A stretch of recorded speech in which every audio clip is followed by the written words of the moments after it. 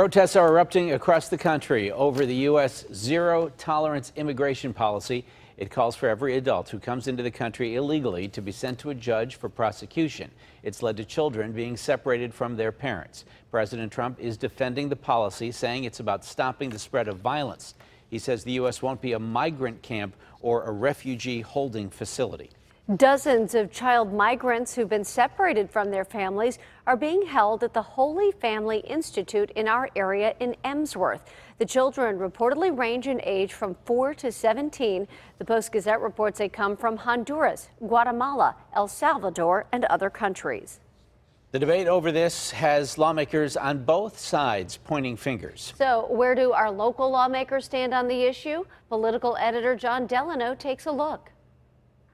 Separating children from their parents when families cross the border illegally or seeking asylum has riveted the nation, with politicians chiming in. Children should not be separated from their parents. That's local Congressman Keith Rothfuss, a Republican, who seems at odds with President Trump's zero-tolerance program that separates children from their parents.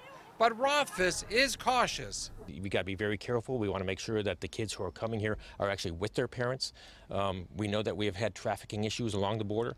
We want to make sure that kids are going to be kept safe. His Democratic colleague, Mike Doyle, is more blunt. I think the policy is abhorrent. It's un-American. It's possibly illegal and unconstitutional.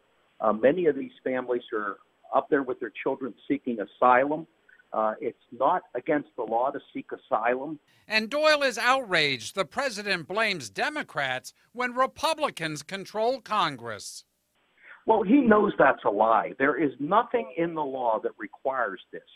These kids are being separated from their parents for one reason and one reason over. It's President Trump's zero-tolerance policy.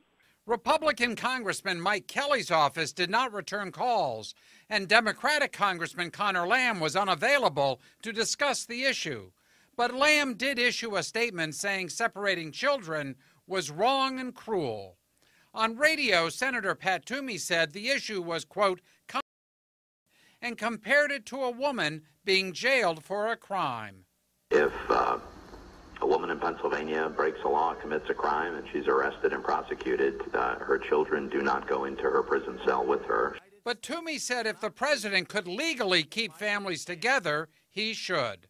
Senator Bob Casey, also unavailable, called on the president to stop, quote, the inhumane and cruel practice of ripping migrant children away from their parents, unquote. Now, while Democrats and some Republicans say President Trump can easily fix this problem without legislation, lawmakers tell me a bill will be introduced tomorrow, Tuesday. Called the Keep Families Together Act, the bill will prohibit Homeland Security separating children from their parents unless parental rights have been terminated or human trafficking is suspected.